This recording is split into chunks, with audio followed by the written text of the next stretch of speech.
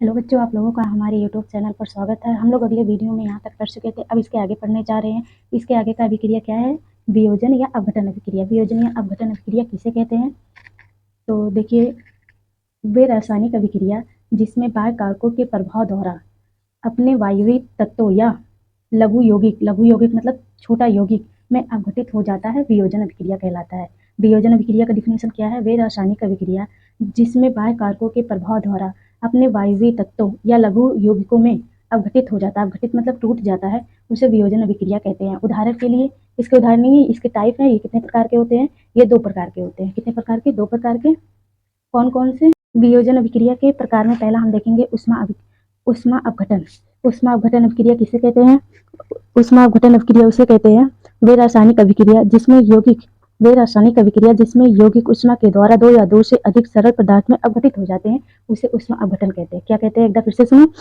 वे रासायनिक अभिक्रिया जिसमें यौगिक उष्मा के द्वारा जो यौगिक होते हैं वो उष्मा के द्वारा 2 या 2 से अधिक सरल पदार्थों में अपघटित हो जाते हैं, उसे हम उष्मीय अपघटन कहते हैं। अब लिख लो, वह रासायनिक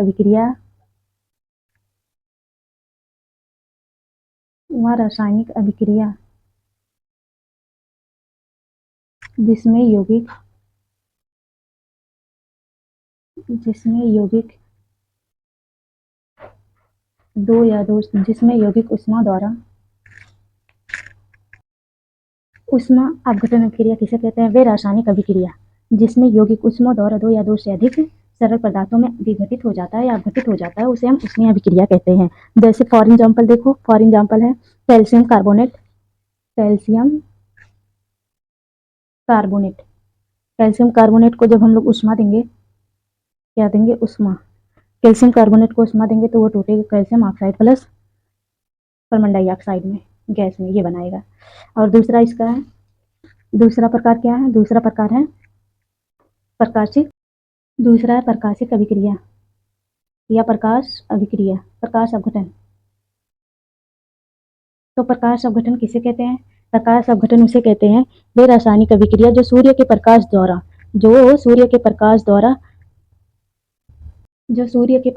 सूर्य के पर्जन्य में अभिक्रिया होती है, उसे हम प्रकाश अभिक्रिया कहते हैं। इसका डिफिनेशन लिखो। इसका डिफिनेशन है, जब वियोजन अभिक्रिया, वियोजन मतलब टूटना, वियोजन या अपघटन मतलब टूटना होता है।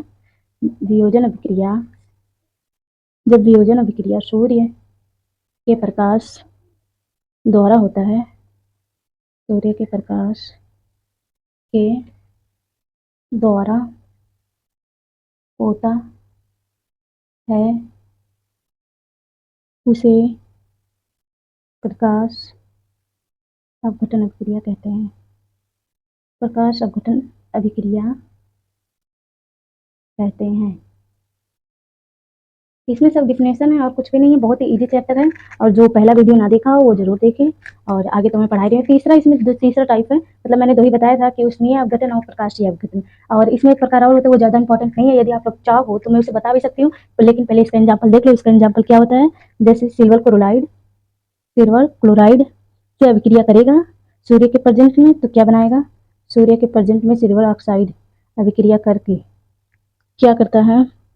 सिल्वर प्लस क्लोराइड में टूट जाता है। सिल्वर प्लस क्लोराइड में क्या हो जाता है? टूट जाता है सूर्य के प्रकाश में। ये इसका एग्जाम्पल है। और तीसरा भी पढ़ा देती हूँ, यदि आ गया तो आप लोग बोलोगे कि मैं कोई पढ़ाया ही नहीं था। तो मैं तीसरा टाइप भी इसका बता। तीसरा टाइप का नाम क्या है?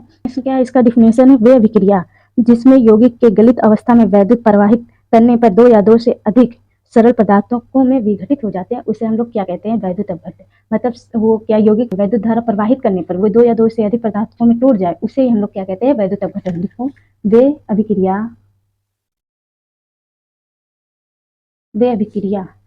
जो यौगिक के गलित अवस्था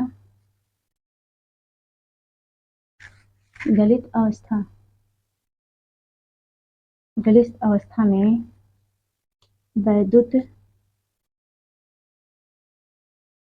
वैद्युत धारा प्रवाहित करने पर वह 2 या 2 से अधिक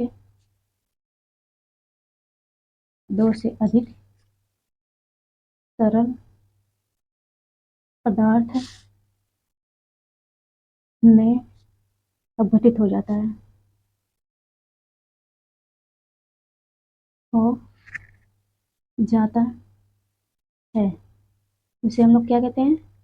उसे वैद्युत अपघट्य अपघटन कहते हैं, है ना। यहाँ तक ये डिफिनेशन आप लोग को आ गया। इसका एग्जाम्पल क्या होगा? इसका एग्जाम्पल बहुत ही इजी है। इसका एग्जाम्पल है वाटर को जब हम लोग विद्युत धारा में या गलित अवस्था में तोड़ते हैं तो वो हाइड्रोजन प्लस ऑक्सीजन में क्या हो जाता है? टूट जाता है। हाइड्रोजन प्लस ऑक्सीजन में क्या होता है? टूट जाता है। जैसे देखो वाटर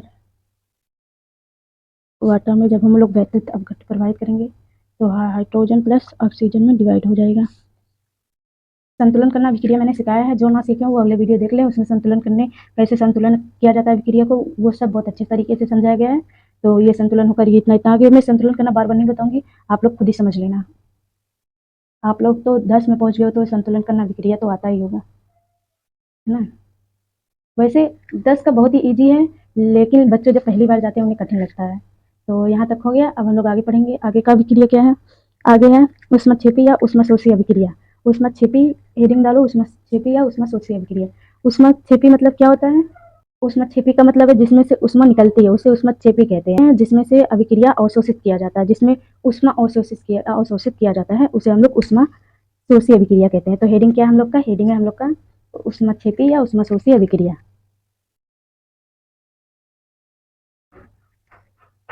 तो पहला हेडिंग है हम लोग का ऊष्मक्षेपी अभिक्रिया। ऊष्मक्षेपी अभिक्रिया किसे कहते हैं? वे रासायनिक अभिक्रिया जिसमें ऊष्मा निर्मुक्त होती है, मतलब ऊष्मा निकलती है, उसको हम लोग ऊष्मक्षेपी अभिक्रिया कहते हैं। जैसे फॉर एग्जाम्पल, इसे कार्बन है पर इसे कार्बन नहीं कहेंगे, ग्रेफाइट कहेंगे। क्या कहेंगे? ग्रेफाइट। आगे जब आप लोग जाओगे तो पता चलेगा कि इसे क्या कहते हैं, ग्रेफाइट कहते हैं या और क्या कहते हैं। तो ये ग्रेफाइट से अभिक्रिया किससे करेगा? ऑक्सीजन से। ऑक्सीजन कौन सी अवस्था में होगी? गैसियस अवस्था में। तो ये इससे रिएक्शन करेगा, क्या बने आएगा? कार्बन डाइऑक्साइड प्लस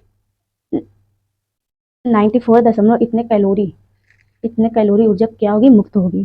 जब ये इससे अभिक्रिया करेगा तो ये क्या होगी? इतना ऊष्मा मुक्त होगी। तो इसे क्या कहेंगे? ऊष्मक्षेपी अभिक्रिया।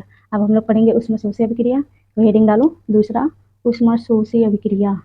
ऊष्मशोषी अभिक्रिया, ऊष्मशोषी अभिक्रिया। इसे नाम से ही पता चल रहा है कि इसमें ऊष्मा क्या हो रहा है? ऊष्मा का अवशोषण होगा, तो उसे हम लोग ऊष्मशोषी अभिक्रिया कहेंगे। तो आप लोग एग्जाम्पल लिख लो। वे रासायनिक अभिक्रिया वे रासायनिक वे रासायनिक अभिक्रिया वे रासायनिक अभिक्रिया जिसमें ऊष्मा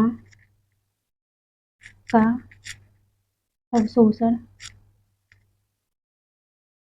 होता है, उसे हम लोग क्या कहते हैं? उसे हम लोग ऊष्मशोषी अभिक्रिया कहते हैं। इसमें हम लोग जब पढ़ाई करते थे तो बहुत ही कंफ्यूज होते थे कि ऊष्मशोषी अभिक्रिया किसे कहते हैं, ऊष्मक्षेपी अभिक्रिया किसे कहते हैं, क्योंकि हम लोग बहुत ही भूल रहे। लेकिन अब नहीं, अब नाम से ही पता चल जाता है कि कौन क्या कहलाता है। तो आप लोगों को भी अभी कंफ्यूजन रहेगा, लेकिन मैंने बताया वैसे कंफ्यूजन नहीं रहना चाहिए।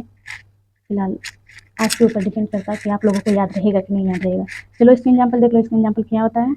इसका एग्जाम्पल होता है नाइट्रोजन प्लस ऑक्सीजन। ये दोनों मिलकर क्या बनाएंगे? Nitric acid. ये सब आप लोग फिक्र ना करो कि इसका नाम नाइट्रिक एसिड क्यों हो गया, इसका नाम कार्बन क्यों हो गया। ये सब आप लोग आगे जाओगे ना, सब आप लोगों को पता चल जाएगा। जब ऑर्गेनिक में इनऑर्गेनिक में सब यही है, ये रिएक्शन है, रिएक्शन के नाम है, ये सब है। तो आप लोग अभी से फिक्र करने की कोई आवश्यकता नहीं है। और आप लोग जितना पढ़ाएं बस उतने पर फोकस करो और उसे याद करो। इतने में आप लोगों को अच्छे रैंक आएंगे। तो ये इससे अभिक्रिया होगी तो क्या बनाएगा? Nitric acid. और इतने 45 कैलोरी किलो कैलोरी ऊष्मा क्या करेगा? अवशोषित करेगा। इसमें क्या हो रहा था? 94.0 किलो कैलोरी ऊष्मा क्या हो रही थी? निकल रही थी। इसमें क्या हो रही है? ऊष्मा का अवशोषण हो रहा है। तो ये भी टॉपिक हमारा खत्म हो गया। अब लास्ट टॉपिक है आक्सीकारक एवं अपचयन अभिक्रिया।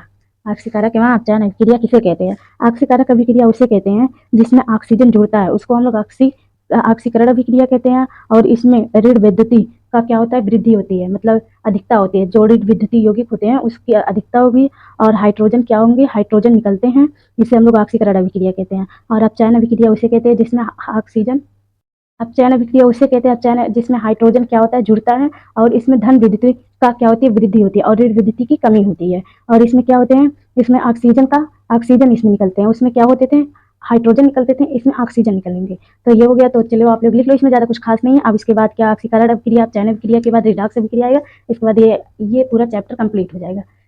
पहले इसका कुछ पॉइंट लिख लो, इसके बाद तब इसका डिफिनेशन लिखते हैं। पहला क्या है, किसी पदार्थ से से किसी पदार्थ से ऑक्सीजन क्या होता है, ऑक्सीजन जुड़ता है। ऑक्सीजन का जुड़ना, हाइड्रोजन का निकलना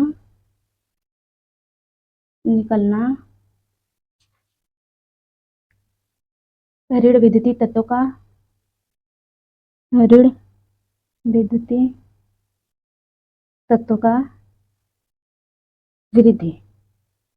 वृद्धि मतलब अधिकता। धन विद्युतीय तत्वों की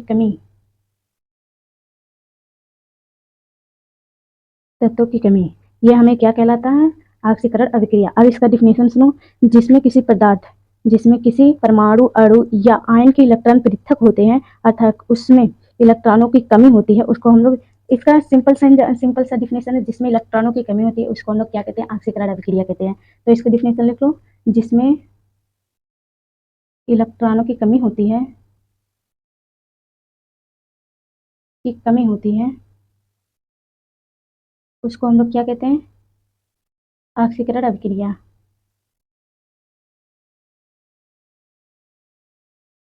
अभिक्रिया कहते हैं। ऑक्सीकरण का डिफिनेशन आप लोगों को याद ही हो गया होगा। इसका फॉर एग्जांपल देख लो। फॉर एग्जांपल है सोडियम से रिएक्शन करेगा, सोडियम प्लस इलेक्ट्रॉन, इसमें में से एक इलेक्ट्रॉन निकल रहा है, इसके ऊपर पॉजिटिव चार्ज आ रहा है, तो इसके मतलब क्या हो रहा है, इसमें इलेक्ट्रॉनों की वृद्धि हो रही है। क्या हो रही है, ये अपना इलेक्ट्रॉन किसी और को दे रहा है, तो इसमें क्या हो रही है, इलेक्ट्रॉनों की वृद्धि हो रही है। अब हम लोग क्या पढ़ेंगे, अपचयन अभिक्रिया। अपचयन अभिक्रिया का डिफिनेशन आप लोग डाल लो। इसमें हाइड्रोजन का जुड़ना, ऑक्सीजन का निकलना, ऑक्सीजन का निकलना और धन विद्युतीय तत्वों की वृद्धि,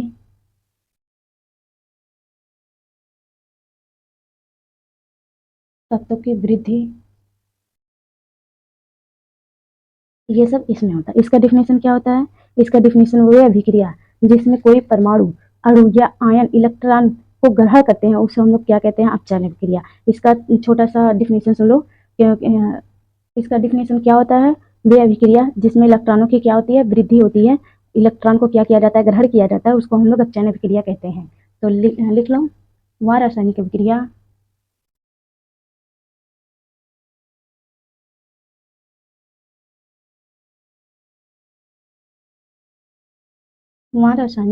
जिसमें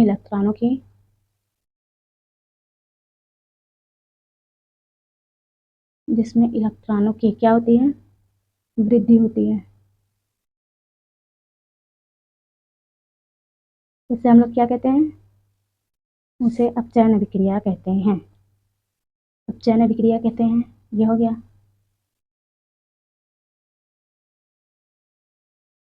अब हम लोग क्या पढ़ने जा रहे हैं, अब हम लोग रिडॉक्स अभिक्रिया पढ़ने जा रहे हैं। रिडॉक्स अभिक्रिया का मतलब जो होता है, जो